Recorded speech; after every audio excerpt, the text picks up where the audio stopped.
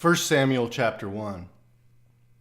There was a certain man of Ramathaim Zophim of the hill country of Ephraim, whose name was Elkanah, the son of Jeroham, son of Elihu, son of Tohu, son of Zuph, an Ephrathite. He had 2 wives. The name of the one was Hannah, and the name of the other Peninnah. And Peninnah had children, but Hannah had no children.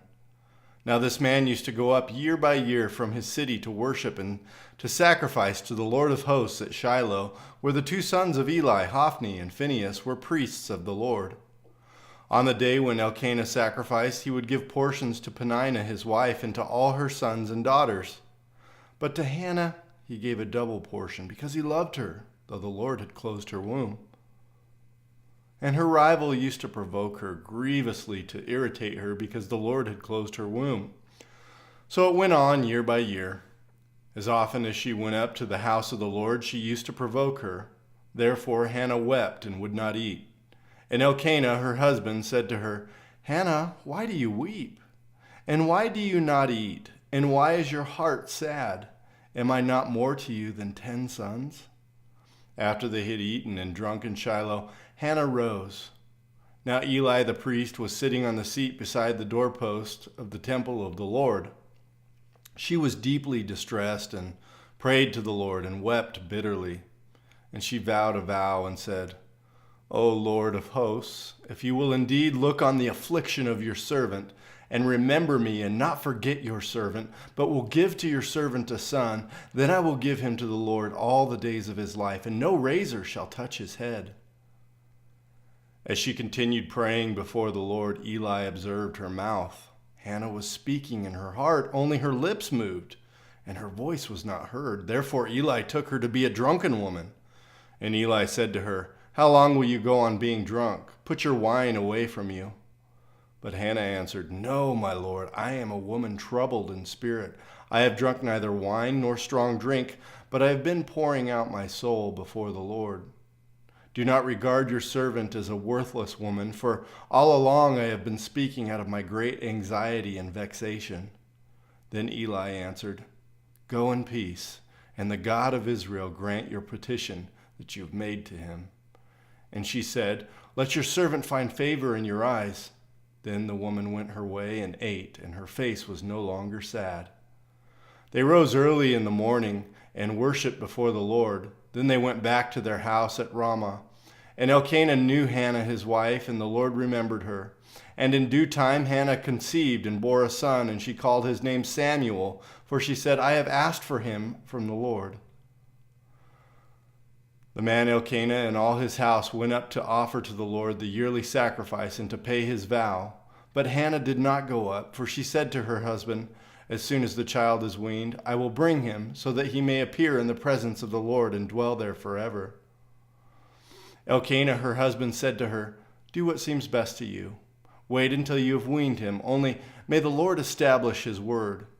So the woman remained and nursed her son until she weaned him. And when she had weaned him, she took him up with her, along with her 3-year-old bull, an ephah of flour, and a skin of wine, and she brought him to the house of the Lord at Shiloh, and the child was young. Then they slaughtered the bull, and they brought the child to Eli, and she said, "O my Lord, as you live, my Lord, I am the woman who was standing here in your presence praying to the Lord.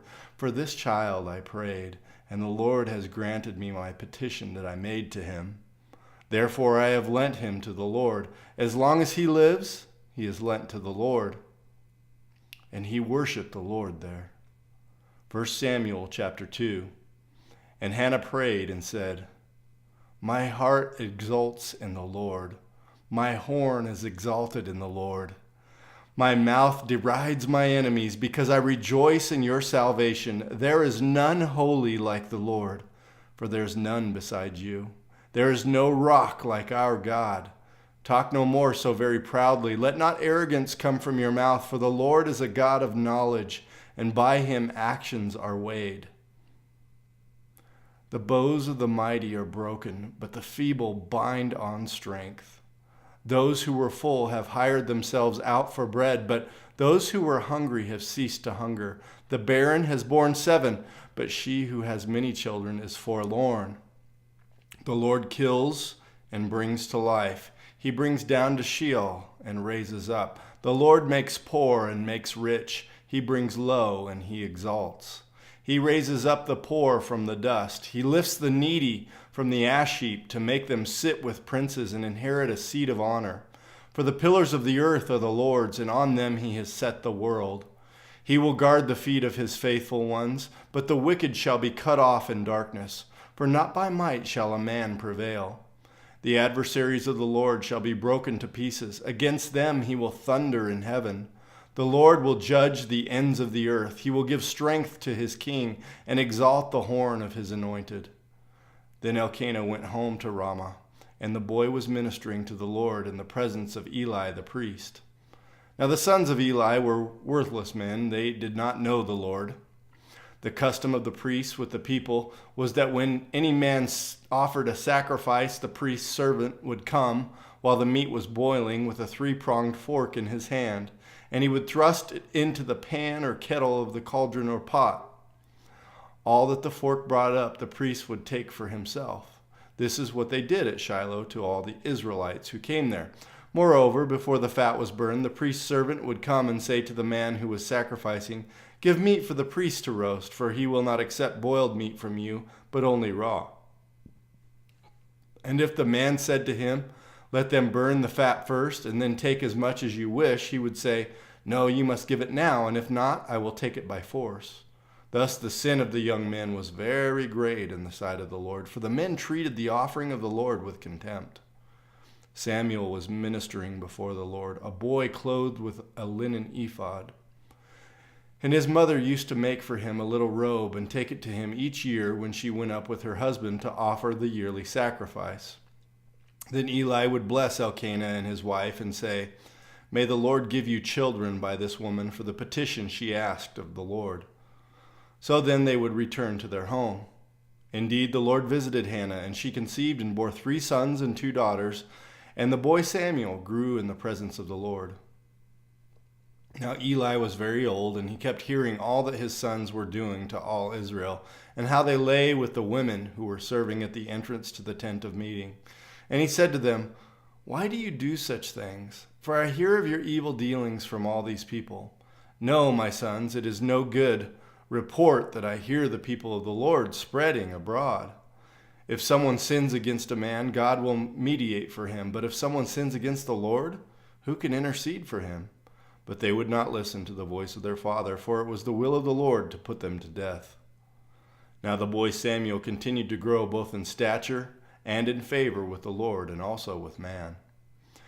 And there came a man of God to Eli and said to him, "Thus says the Lord, did I indeed reveal myself to the house of your father when they were in Egypt, subject to the house of Pharaoh?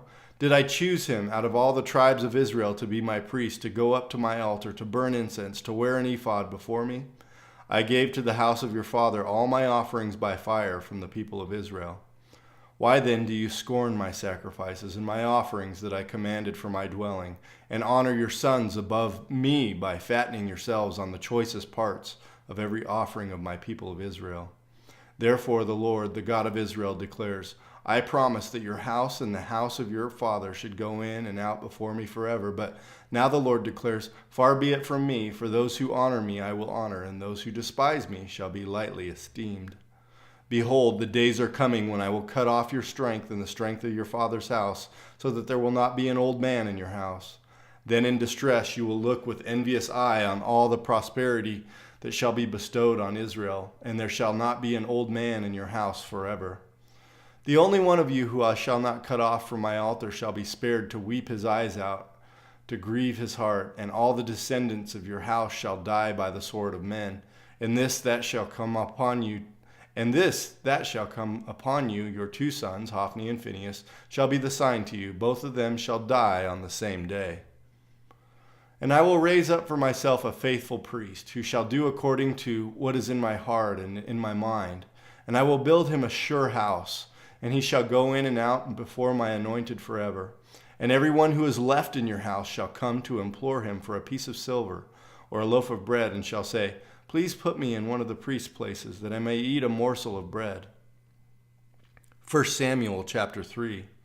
Now the boy Samuel was ministering to the Lord in the presence of Eli. And the word of the Lord was rare in those days. There was no frequent vision. At the time, Eli, whose eyesight had begun to grow dim so that he could not see, was lying down in his own place. The lamp of God had not yet gone out, and Samuel was lying down in the temple of the Lord, where the ark of God was. Then the Lord called Samuel, and he said, "Here I am," and ran to Eli and said, "Here I am, for you called me." But he said, "I did not call. Lie down again." So he went and lay down. And the Lord called again, "Samuel." And Samuel arose and went to Eli and said, "Here I am, for you called me." But he said, "I did not call, my son. Lie down again." Now Samuel did not yet know the Lord, and the word of the Lord had not been yet revealed to him. And the Lord called Samuel again the third time, and he arose and went to Eli and said, "Here I am, for you called me." Then Eli perceived that the Lord was calling the boy. Therefore Eli said to Samuel, "Go, lie down, and if he calls you, you shall say, 'Speak, Lord, for your servant hears.'" So Samuel went and lay down in his place. And the Lord came and stood, calling as at other times, "Samuel, Samuel." And Samuel said, "Speak, for your servant hears." Then the Lord said to Samuel, "Behold, I am about to do a thing in Israel, at which the 2 ears of everyone who hears it will tingle. On that day I will fulfill against Eli all that I have spoken concerning his house from beginning to end. And I declare to him that I am about to punish his house forever for the iniquity that he knew, because his sons were blaspheming God, and he did not restrain them. Therefore I swear to the house of Eli that the iniquity of Eli's house shall not be atoned for by sacrifice or offering forever." Samuel lay until morning. Then he opened the doors of the house of the Lord, and Samuel was afraid to tell the vision to Eli. But Eli called Samuel and said, "Samuel, my son." And he said, "Here I am." And Eli said, "What was it that he told you? Do not hide it from me. May God do so to you, and more also, if you hide anything from me of all that he told you." So Samuel told him everything and hid nothing from him. And he said, "It is the Lord. Let him do what seems good to him." And Samuel grew, and the Lord was with him, and let none of his words fall to the ground. And all Israel from Dan to Beersheba knew that Samuel was established as a prophet of the Lord. And the Lord appeared again at Shiloh, for the Lord revealed himself to Samuel at Shiloh by the word of the Lord. Psalm 78, a Maskil of Asaph. Give ear, O my people, to my teaching. Incline your ears to the words of my mouth. I will open my mouth in a parable. I will utter dark sayings from of old, things that we have heard and known that our fathers have told us. We will not hide them from their children, but tell to the coming generation the glorious deeds of the Lord and his might, and the wonders that he has done. He established a testimony in Jacob, and appointed a law in Israel, which he commanded our fathers to teach to their children, that the next generation might know them, the children yet unborn, and arise and tell them to their children, so that they should set their hope in God, and not forget the works of God, but keep his commandments. And that they should not be like their fathers, a stubborn and rebellious generation, a generation whose heart was not steadfast, whose spirit was not faithful to God. The Ephraimites, armed with the bow, turned back on the day of battle. They did not keep God's covenant, but refused to walk according to his law. They forgot his works and the wonders that he had shown them. In the sight of their fathers, he performed wonders in the land of Egypt, in the fields of Zoan. He divided the sea and let them pass through it, and made the waters stand like a heap. In the daytime he led them with a cloud, and all the night with a fiery light. He split rocks in the wilderness, and gave them drink abundantly as from the deep. He made streams come out of the rock, and caused waters to flow down like rivers. Yet they sinned still more against him, rebelling against the Most High in the desert.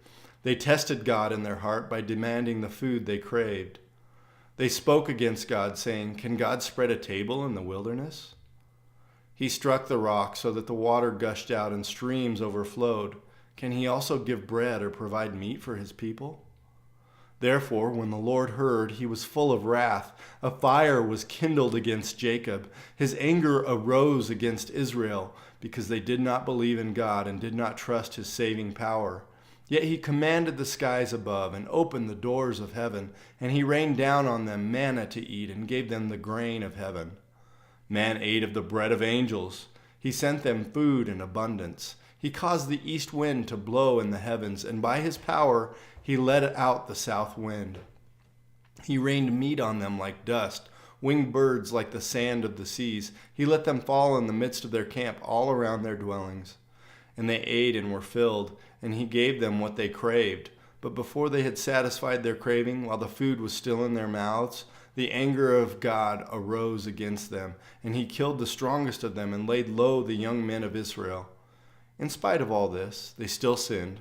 Despite his wonders, they did not believe. So he made their days vanish like a breath, and their years in terror. When he killed them, they sought him. They repented and sought God earnestly. They remembered that God was their rock, the Most High God, their Redeemer. But they flattered him with their mouths. They lied to him with their tongues. Their heart was not steadfast toward him. They were not faithful to his covenant. Yet he, being compassionate, atoned for their iniquity and did not destroy them. He restrained his anger often and did not stir up all his wrath. He remembered that they were but flesh, a wind that passes and comes not again. How often they rebelled against him in the wilderness and grieved him in the desert. They tested God again and again and provoked the Holy One of Israel. They did not remember his power or the day when he redeemed them from the foe, when he performed his signs in Egypt and his marvels in the fields of Zoan. He turned their rivers to blood so that they could not drink of their streams. He sent among them swarms of flies, which devoured them, and frogs, which destroyed them. He gave their crops to the destroying locust, and the fruit of their labor to the locust. He destroyed their vines with hail, and their sycamores with frost. He gave over their cattle to the hail, and their flocks to the thunderbolts. He let loose on them his burning anger, wrath, indignation, and distress, a company of destroying angels. He made a path for his anger. He did not spare them from death, but gave their lives over to the plague. He struck down every firstborn in Egypt, the firstfruits of their strength in the tents of Ham. Then he led out his people like a sheep and guided them in the wilderness like a flock. He led them in safety so that they were not afraid, but the sea overwhelmed their enemies. And he brought them to his holy land, to the mountain which his right hand had won. He drove out nations before them. He apportioned them for a possession and settled the tribes of Israel in their tents. Yet they tested and rebelled against the Most High God and did not keep his testimonies, but turned away and acted treacherously like their fathers. They twisted like a deceitful bow. For they provoked him to anger with their high places. They moved him to jealousy with their idols. When God heard, he was full of wrath, and he utterly rejected Israel. He forsook his dwelling at Shiloh, the tent where he dwelt among mankind, and delivered his power to captivity, his glory to the hand of the foe. He gave his people over to the sword and vented his wrath on his heritage. Fire devoured their young men, and their young women had no marriage song. Their priests fell by the sword, and their widows made no lamentation. Then the Lord awoke as from sleep, like a strong man shouting because of wine. And he put his adversaries to rout. He put them to everlasting shame. He rejected the tent of Joseph. He did not choose the tribe of Ephraim, but he chose the tribe of Judah, Mount Zion, which he loves.